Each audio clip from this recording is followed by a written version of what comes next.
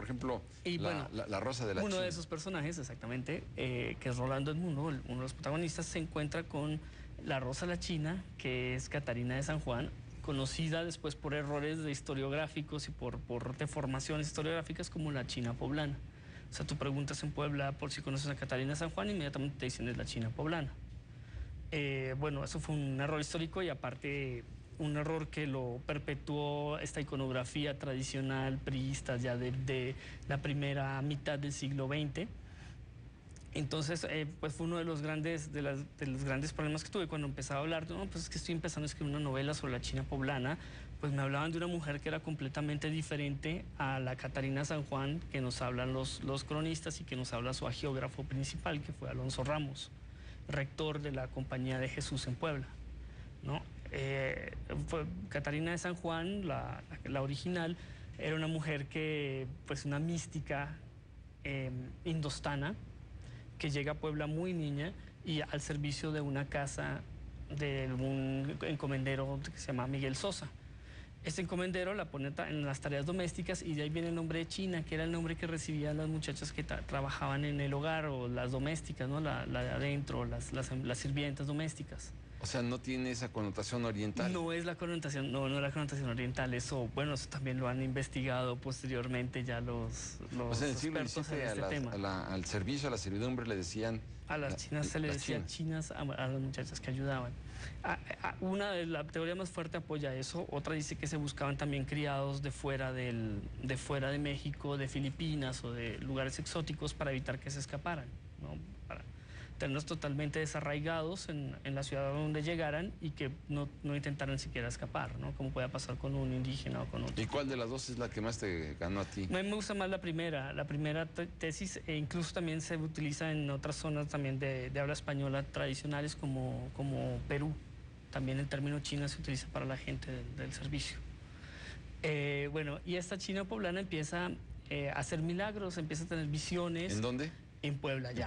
O sea, ella se queda en Puebla. Ya bueno, la leyenda dice que venía en servicio del virrey y que se avivó este encomendero y la compró antes. Bueno, ahí la historia es bastante extensa. ¿Y el español lo aprende rápido? Siempre habla lo que se llamaba en esa época un castellano bozal. O sea, no un castellano mal hablado, un castellano cojo, ¿no? Cojo. Ella también se dice que no sabía leer y escribir, pero era muy docta en teología, o sea, hacía disquisiciones a veces con las beatas ahí de la ciudad, y se vuelve un personaje importante que hacía curaciones, que tenía un cuerno mágico con el que curaba enfermos, podía purgar animales con rezos, podía ver lo que sucedía al mismo tiempo en un lugar muy lejano, se enteraba meses antes de la muerte de un monarca español, por ejemplo. Bueno, tiene una cantidad de leyendas y buena parte de estas las conocemos por este libro que escribió Alonso Ramos, del cual verdaderamente no sabemos si todo sucedió como él lo cuenta o bueno, fue parte de su gran exaltación y de su gran amor o pasión por Catarina de San Juan, ya vieja, ¿no? Ella vive 70 años en Puebla, llega como de 12 y muere en olor a santidad, con la gente luchando por arrancar un trocito de su ropa, un mechón de cabello para tener como reliquia. Pero sus primeros milagros, por llamarle de alguna manera, comienzan cuando ella tenía ¿cuántos años? Bueno, ese es todo un dilema, porque ella narra de visiones que tuvo de niña, obviamente ya las narra de viejas. O sea, lo que yo pude ver, de lo que leí de esto, es que prácticamente cuando ella la casan, porque tenía un problema, no, era muy santa, muy devota, pero no podía entrar a una orden eclesiástica, no podía ser monja, porque era primero de piel oscura y segundo no tenía dinero. O sea, cuando muere sus amos, a ella la dejan en libertad, pero no le dejan dinero, entonces no puede pagar la entrada a un convento de la época, ¿no? Llama la atención lo de la piel oscura. Si quieres, ¿por qué no, como dicen los escritores, lo dejamos en punto y coma? Vamos a unos breves mensajes comerciales y volvemos contigo. Claro que sí.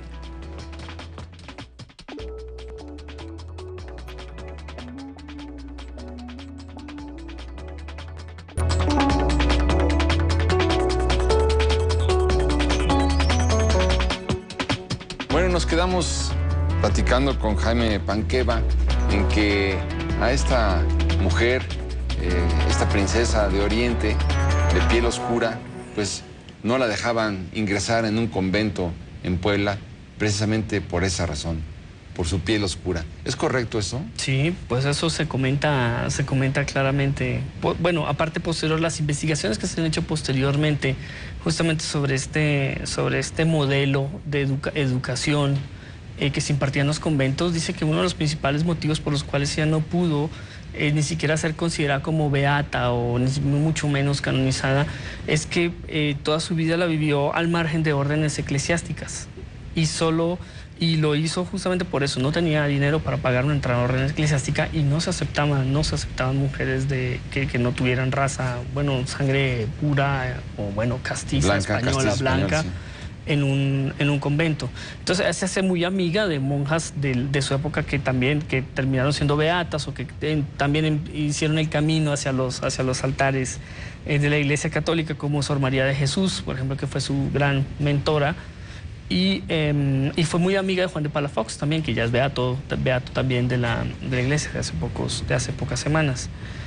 Entonces, en ese caso, Catarina le queda solo la opción, o la calle o te casas. O sea, no tiene otra posibilidad. Estamos hablando de 1625, más o menos. Entonces no puede entrar al convento, se casa. Entonces la casan con otro chino, ese sí de ascendencia asiática, que le ayudaba a un clérigo de la ciudad.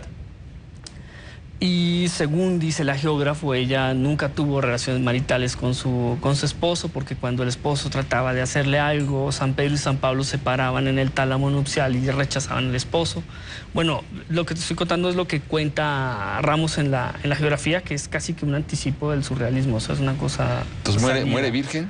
Entonces ella muere viuda porque el marido muere pocos años después, y ahí es donde creo yo que empieza ya a su vida más milagrosa, parte a partir de ese momento en que ya queda libre de su marido, ¿no? Ella muere virgen, viuda y se había casado, obviamente, y es lo que más defiende, es uno de los puntos que más defiende Alonso Ramos en la geografía. Incluso tiene su discusión posterior en la novela con un enviado de la Inquisición, porque él imprime este libro extraordinario, verdaderamente de 3 tomos, y el que lleno de pareceres, que las autorizaciones que daba la Iglesia en esa época, y cuando el libro, bueno, ya ha circulado en México, pero llega a España, la Inquisición española apenas lo lee, lo prohíbe, porque dice que todo lo que viene ahí son blasfemias y que el padre, pues, poco más o menos es un apóstata, un hereje, ¿no?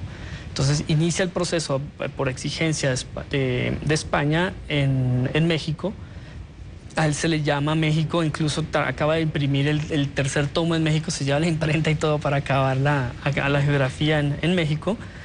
Y bueno, tenía muchos problemas también Alonso Ramos, y bueno, aquí sí ya paro de contar porque ya viene la investigación de uno de los personajes, que es Gonzalo Solís, que se desplaza a Puebla pues a investigar que si es cierto esto de la geografía, si es cierto esto de los milagros, y si es cierto que hay un altar escondido en la ciudad de Puebla donde se le rinde tributo a Catarina de San Juan, se le rinde culto. Y ahí empieza la aventura de Gonzalo, que es otra de las historias que corren paralelas en La Rosa de la China. Sí. El del Inquisidor. Lo que es curioso, bueno, porque sí llama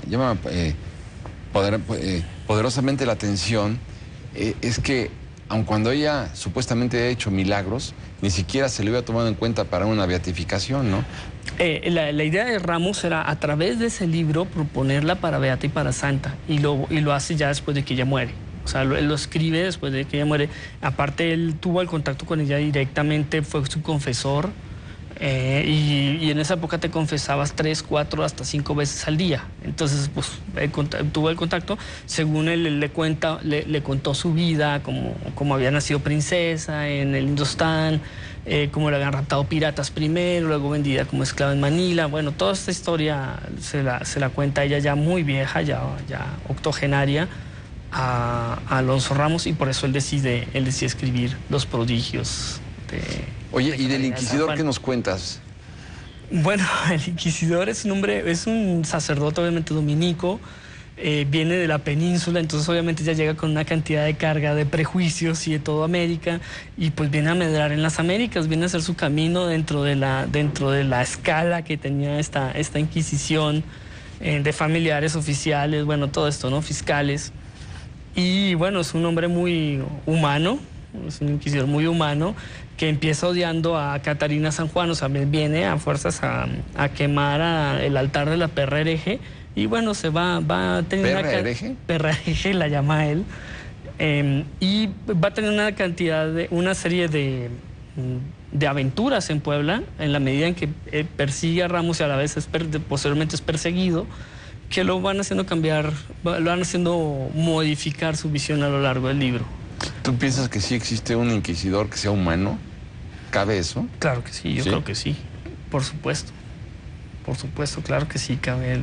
¿Y hay casos en la historia?